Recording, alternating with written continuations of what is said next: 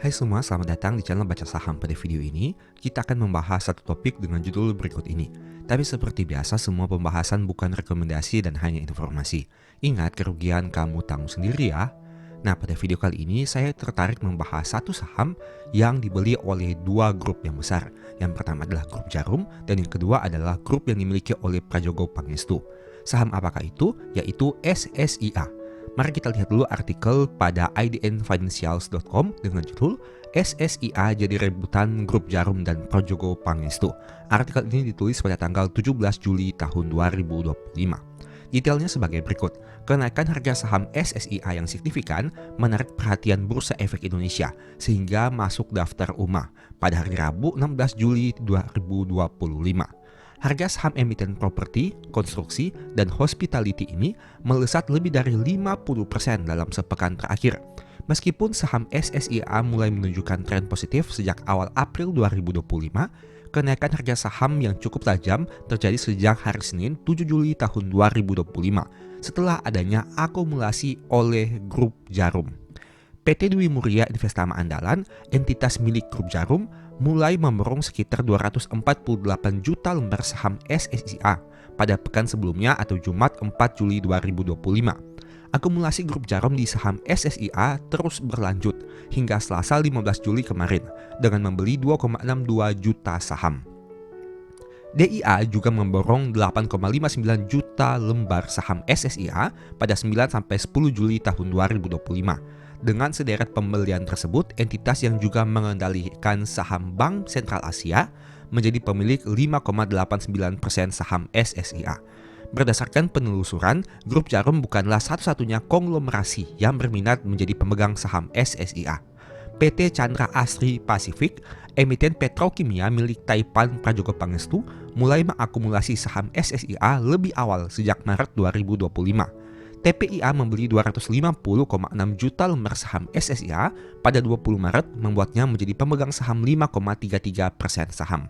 Pada 24-25 Maret tahun 2025, TPIA terus mengakumulasi saham SSIA, membuatnya kini jadi pemegang 5,4% saham SSIA.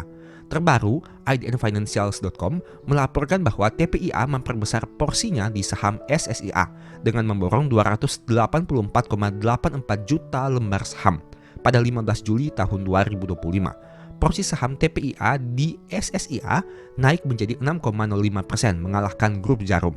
Sebagai informasi, SSIA sendiri merupakan perusahaan yang didirikan oleh Benjamin Suryajaya bersama kakaknya, William Suryajaya, yang merupakan pendiri Astra International.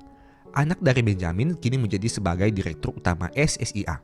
SSIA memiliki portofolio bisnis perhotelan lewat pengelolaan Grand Melia Jakarta dan Melia Bali Hotel. Di sisi lain, SSIA juga bergerak di bidang properti dengan mengembangkan kawasan Subang Smartpolitan yang merupakan lokasi pabrik BYD pertama di Indonesia. Berdasarkan lembar pemaparan publik perseroan, Subang Smartpolitan juga sudah mengantongi izin atas penggunaan lahan seluas 2.717 hektar dengan pembangunan fase 1 meliputi area seluas 400 hektar. Tak hanya itu, SSIA juga mengendalikan 60% saham NRCA, emiten yang bergerak dalam bidang konstruksi. Perlu diketahui, saham Saratoga, perusahaan investasi yang didirikan oleh Edwin Suryajaya, anak dari William Suryajaya, juga memiliki sekitar 7% saham NRCA. Total aset SSIA mencapai 10,8 triliun hingga akhir kuartal 1 2025, dengan rincian aset lancar 4,4 triliun dan aset tidak lancar 6,4 triliun. Mengacu harga saham saat penutupan perdagangan pada saat artikel ini ditulis pada tanggal 17 Juli tahun 2025, yaitu 2.640 per saham, kapitalisasi pasar SSIA kini tembus 12,21 triliun, paling tinggi dibanding emiten lain pada industri konstruksi bangunan. Nah, jadi saham ini punya beberapa keterkaitan antara grup-grup konglomerasi yang seperti kamu sudah baca pada artikel kali ini. Pertanyaannya, kenapa SSIA ini sangat menarik sehingga grup Djarum dan grup Prajogo Pangestu tertarik untuk melakukan pembelian? Mari kita lihat secara sekilas. Sebenarnya saham ini saya sudah sempat buat pada video sebelumnya sebelumnya saat grup Jarum melakukan pembelian, tapi tidak ada salahnya jika kita lihat lagi. Jika kamu melihat berdasarkan data yang ada di aplikasi Stockbit ini merupakan informasi terkait pembelian dari saham SSIA untuk pemegang saham yang memiliki kepemilikan di atas 5%. Tapi ingat, untuk validasinya silahkan kamu cek lagi di sumber resminya. Ini merupakan tampilan informasi dari waktu ke waktu. Sekelas kita lihat dari sisi valuasinya. Jika kita lihat dalam 10 tahun terakhir ini, valuasi saham SSIA tentunya sudah menjadi cukup premium dengan angka di atas 2 kali.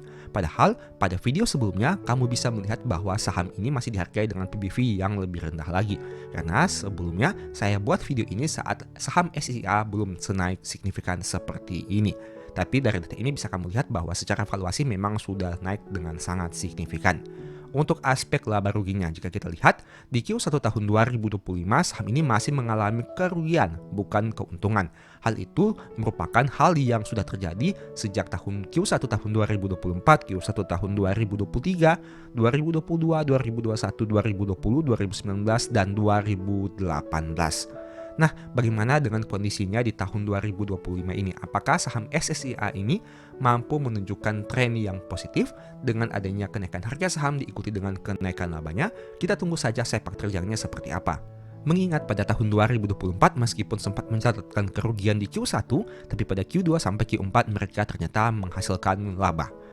Nah, tapi dari sisi nominal labanya silahkan kamu analisa lagi apakah nominal ini sudah termasuk nominal yang cukup menarik untuk dikoleksi atau tidak. Mengingat grup Jarum dan grup Prajogo Pangestu memang melakukan pembelian atas saham ini. Tapi kembali lagi kita lihat saja apakah nominalnya signifikan atau tidak. Karena jangan sampai mereka melakukan pembelian tapi memang nominalnya tidak terlalu signifikan dibandingkan total aset yang mereka miliki. Karena hal itu tentu akan berpengaruh terhadap hasil analisamu juga. Dari aspek profitabilitas, gross profit marginnya 18% dengan net profit margin yang minus 2,03%. Dari sisi harga saham dulunya, harga sahamnya di angka 252 tapi pernah naik hingga 2.890. Dari sisi manajemen memang bisa kita lihat bahwa manajemen yang dimiliki oleh saham SSIA ini merupakan orang-orang yang sudah berpengalaman. Tapi kembali lagi kita harus lihat ke depannya seperti apa. Jangan sampai kita hanya melakukan analisa kita kotak-kotakan, tapi kita tidak melihat dalam jangka waktu yang lebih panjang atau perspektif yang lebih luas. Nah, untuk book value per share-nya atau modal per lembar di angka 1183 dan saat video ini dibuat, harga sahamnya sudah 2640. Artinya, harga sahamnya sudah lebih besar dibandingkan modal per lembar sahamnya. Menurut kamu, apakah dengan kondisi ini saham SSIA masih menarik? Silahkan lakukan analisa secara mendalam. Semoga video ini memberikan manfaat dan sebagai informasi, video ini bukan rekomendasi tapi hanya sebagai informasi saja. Sebelumnya juga saya sudah sempat buat satu video yang mungkin bisa berguna. Nonton hingga selesai agar mendapat pemahaman yang utuh. Nah, pada video kali ini saya tertarik membahas dua perusahaan swasta yang merupakan saham perbankan. Nah, kita akan lihat apakah dua saham ini memang bisa dikategorikan sebagai saham yang menarik, di mana memiliki growth dan berpotensi menjadi next BBCA di masa depan. Tentu saja ini bukan rekomendasi dan hanya sebagai informasi saja. Nah, kamu tentu sudah tahu bahwa saham BCA merupakan salah satu saham yang fenomenal di Bursa Efek Indonesia. Bagaimana tidak, jika kita melihat track recordnya dalam jangka panjang, katakanlah misalkan kita ambil data 10 tahun terakhir, harga saham BCA ini tidak pernah mengalami penurunan. Memang terlihat di sini di tahun 2025 masih turun 10%. Tapi kita belum memperhitungkan tahun 2025 mengingat data terakhir masih per bulan Juli, sehingga kita harus tunggu data hingga bulan Desembernya. Tapi jika kamu lihat sejak tahun 2016 hingga tahun 2024, setiap tahun selalu mengalami kenaikan secara year to date. Bagaimana jika kita tarik dalam jangka waktu yang lebih panjang lagi? Apabila kita menggunakan angka sejak 15 tahun terakhir, sejak tahun 2011 hingga tahun 2024, selalu mengalami kenaikan juga. Artinya, rekor BCA belum terkalahkan. Kita tarik jangka waktu lebih panjang lagi. Katakanlah dalam 20 tahun terakhir, sejak tahun 2006. Kamu bisa lihat hanya pernah mengalami penurunan satu kali, yaitu pada tahun 2008. Tapi ini terbilang wajar mengingat pada tahun tersebut memang terjadi krisis, sehingga berdampak kepada harga sahamnya. Tapi selain itu, kamu bisa lihat sendiri kinerja harga saham BBCA. Nah, pertanyaannya, apakah ada saham lainnya yang masih mungkin cukup kecil dibandingkan BCA, tapi cukup menarik ke depannya dari sisi growth? Pada video kali ini saya akan membahas dua saham, yaitu saham NISP dan saham BNGA. Ini merupakan dua bank swasta juga yang mirip seperti BCA. Bedanya, NISP merupakan induk usaha dari bank yang ada di Singapura, sedangkan BNGA merupakan bank dengan induk usaha di Malaysia. Apakah dua bank ini bisa menjadi the next BBCA di masa depan? Tentu saja ini bukan rekomendasi dan hanya sebagai informasi saja.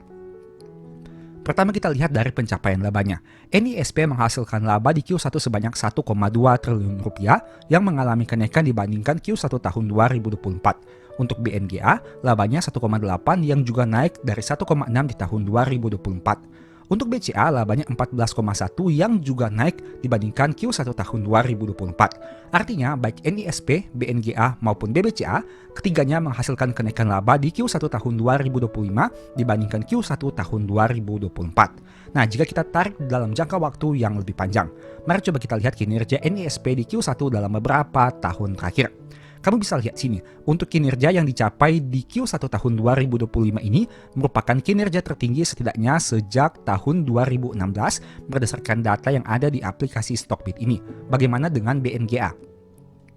Dengan pencapaian laba 1,8 triliun, jika kita tarik dalam jangka waktu yang lebih panjang, kamu bisa temukan informasi bahwa kinerja laba di Q1 tahun 2025 ini juga merupakan kinerja tertinggi saham ini sejak tahun 2016.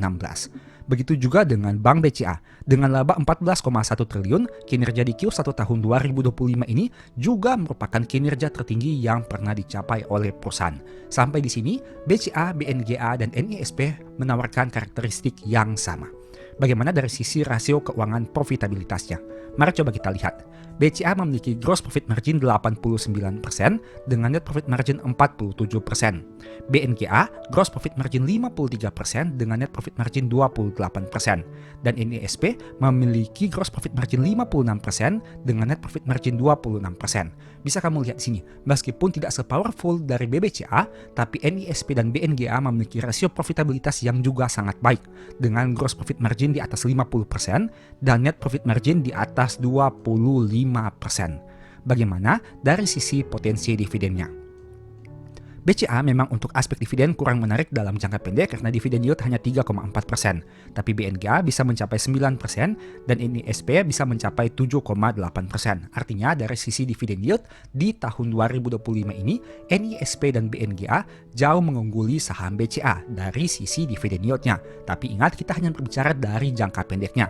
Untuk jangka panjang, kita akan lihat nanti apakah memang kedua saham ini semenarik ini. Untuk harga tertingginya, BCA sempat menyentuh angka tertinggi 10.950, BNGA 2.220, dan NISP 1.445. Ketiga saham ini memang meskipun mengalami koreksi, tapi jika kamu lihat berdasarkan data 10 tahun terakhir ini memiliki kemiripan, yaitu harga saham saat video ini dibuat masih cukup tinggi dibandingkan harga tertinggi yang pernah mereka capai. Nah, kemudian kita lihat dari sisi evaluasinya. Mari coba kita ukur dari sisi historical PBV dalam 10 tahun terakhir. Pertama kita lihat dulu untuk saham BBCA. Kamu tentu sudah tahu bahwa saham ini memiliki PBV yang premium dengan angka 4,32 kali hingga video ini dibuat. Sedangkan untuk BNGA, mari coba kita lihat untuk unsur PBV secara historical 10 tahun terakhir. Tentunya BNGA memiliki historical PBV yang lebih rendah, yaitu hanya 0,69 secara rata-rata, dan saat video ini dibuat di angka 0,78 kali. Untuk NISP, mirip seperti BNGA, PBV-nya juga masih di bawah 1 kali dengan angka 0,78. Itu artinya baik NISP maupun BNGA, keduanya memiliki PBV sekitar 0,78 yang jauh lebih rendah dibandingkan BCA dengan angka PBV 4,32 kali. Nah, dari sini kamu juga bisa melihat perbedaan keduanya, yaitu NISP dan BNGA memang hingga tahun 2025 masih dihargai pada PBV di bawah 1 kali. Sedangkan BCA PBV-nya sudah mencapai 4,32 kali. Nah, pertanyaannya, apakah NISP dan BNGA ini mampu bisa di masa depan seperti saham BCA? Katakanlah tidak usah termuluk-muluk, kita tidak menggunakan angka 4,32 kali, tapi katakanlah kita menganggap angka PBV sekitar 1,5 kali saja untuk saham BNGA dan NISP. Memang jika kita lihat secara data histori, angka tersebut terkesan belum pernah dicapai oleh kedua saham ini dengan angka PBV sekitar 1,5 kali. Nah, pada video kali ini, mari coba kita asumsikan misalkan NISP dan BNGA naik saja ke angka PBV 1,5 kali. Apa yang akan terjadi dengan harga sahamnya? Pertama, kita hitung dari sisi NISP. Dengan PBV 1.730, kita kali 1,5. Maka harga sahamnya berpotensi ke angka 2.595, yang jika kita bagi dengan harga saham saat video ini dibuat, masih ada potensi kenaikan di atas 100%. Bagaimana untuk BNGA? dengan angka book value atau modal per lembar di angka 2.200 dan saat video ini dibuat di angka 1.715. Kita kali 1,5 maka ada potensi ke harga 3.300 dan sama seperti tadi jika kita bagi dengan harga saham saat video ini dibuat ada potensi juga di atas 100%. Nah tapi pertanyaannya apakah NISP dan BNGA mampu menaikkan harga sahamnya hingga ke angka PBV 1 kali? Jika iya, di masa depan kedua saham ini masih menawarkan potensi capital gain yang cukup menarik. Jadi tidak hanya dividen tapi dari sisi capital gain-nya juga. Meski begitu, tidak ada yang menjamin apakah hal itu bisa terjadi atau tidak di masa depan karena tentunya pasar saham penuh dengan ketidakpastian. Jadi pastikan kamu harus mengetahui segala bentuk risiko yang siap kamu hadapi dari saham NISP dan saham BNGA ini. Tapi memang hingga Q1 tahun 2025 kedua saham ini masih memperlihatkan kinerja yang bertumbuh. Tidak hanya dari sisi laba tapi juga dari sisi potensi dividennya di masa depan. Oke, kita lihat dari sisi dividennya. Kamu bisa lihat untuk NISP sendiri, angka dividen per share-nya mengalami kenaikan yang sangat signifikan. Sejak tahun 2022 dengan angka 22, di tahun 2025 sudah menjadi 106. Untuk BNGA, di tahun 2022 94 per lembar saham, di tahun 2025 sudah menjadi 155. Untuk BBCA, bisa kamu lihat di sini untuk potensi dari pertumbuhan dividen per share-nya. Nah, jadi ketiga saham ini sebenarnya masih menawarkan potensi pertumbuhan dari sisi dividen yield, dari sisi laba, dan bagaimana dari sisi PBV. Kita lihat saja ke depannya seperti apa. Yang jelas yang mau saya tekankan di sini adalah ketiga saham ini sebenarnya memiliki beberapa kemiripan. Seperti yang kita bahas, dari sisi pertumbuhan laba di Q1, dari sisi pertumbuhan dividen per share dalam beberapa tahun terakhir, dari aspek profitabilitas gross profit margin dan net profit marginnya, dan masih berbagai aspek yang lain lagi. Meski begitu di sisi yang lain, kamu juga harus ingat bahwa ada segmentasi yang berbeda antara BCA yang kita kenal sebagai salah satu saham raksasa di Indonesia dan NISP dan BNGA yang merupakan saham yang cukup besar tapi masih bisa dikatakan sebagai saham lapis 2 untuk kategori perbankan di Indonesia. Nah, menurut kamu bagaimana? Apakah NISP dan BNGA ini menarik di masa depan?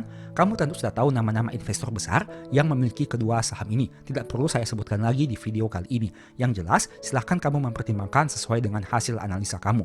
Jangan ikut-ikutan orang, tapi pastikan apa yang kamu beli adalah yang kamu yakini dan kamu sudah siap dengan potensi profit serta resikonya. Semoga video ini bisa memberikan manfaat kepada kamu dan ini bukan rekomendasi tapi hanya sebagai informasi saja. Demikianlah pembahasan singkat pada video ini. Selalu ingat bahwa semua saham dan pembahasan yang ditampilkan bukan rekomendasi dan hanya bersifat edukasi. Segala risiko kerugian menjadi tanggung jawab kamu sendiri. Mohon juga agar dapat mengecek kembali data yang ditampilkan karena bisa saja terjadi kesalahan pengetikan atau pengambilan data. Di video berikutnya ini dibahas materi apa lagi? Tulis di kolom komentar ya. Berikut ini beberapa list ebook baca saham. Pertama, psikologi saham, kedua, stock for living, ketiga, strategi nabung saham, keempat, the stock market, dan yang kelima, cara analisa laporan keuangan. Info pembelian silahkan chat saja pada nomor WA yang tercantum pada video kali ini. Sebagai informasi, kamu bisa support channel ini dengan cara melakukan pembelian produk apa saja di Shopee menggunakan link yang diklik pada video ini. Produknya bebas. Thank you.